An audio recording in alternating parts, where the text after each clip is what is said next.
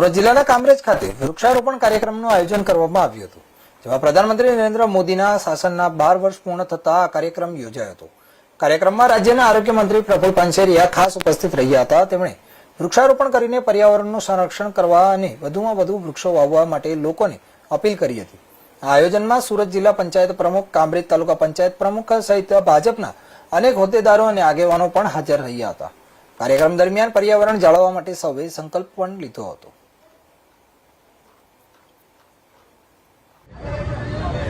આજે કામરેજની અંદર નહેરવાળા રોડને આખો પર્યાવરણ સુશોભિત કરવાનો છે।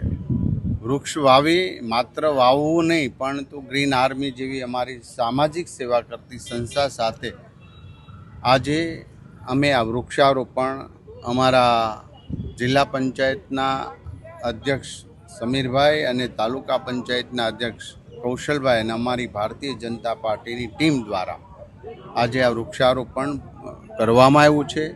આદરણીય નરેન્દ્રભાઈ મોદી સાહેબના 12 વર્ષ ભારતને નવી દિશા આપવામાં જે યજ્ઞ છે, આ યજ્ઞની અંદર સેવાકીય કાર્યક્રમો રાખીને આખા ભારતની અંદર ધામધૂમથી આ પર્વ ઉજવી રહ્યા છે। ત્યારે મને ગર્વ છે કે દુનિયાને પર્યાવરણ અને પ્રકૃતિ શું છે, ભારતીય સંસ્કૃતિની અંદર વર્ષોથી પૂજા થતી આવી છે, એ જ પૂજા આજે આદરણીય નરેન્દ્રભાઈ મોદી સાહેબ કરી રહ્યા છે। ત્યારે અમારા જેવા સૌ કાર્યકર્તાઓ એક મૂલ્યનિષ્ઠતા સાથે આ તમામ જે આદેશ થઈ રહ્યા છે, જે કામગીરી થઈ રહી છે, એમને વધારવા માટે સામાજિક કામો આ પખવાડિયું ઉજવવાના છે। ત્યારે અમને ગર્વ છે કે આપણા સૌના નરેન્દ્રભાઈ મોદી 12 વર્ષ દેશની સેવામાં સંપૂર્ણપણે એમને દિવસ રાત એક ક્ષણ આપી છે।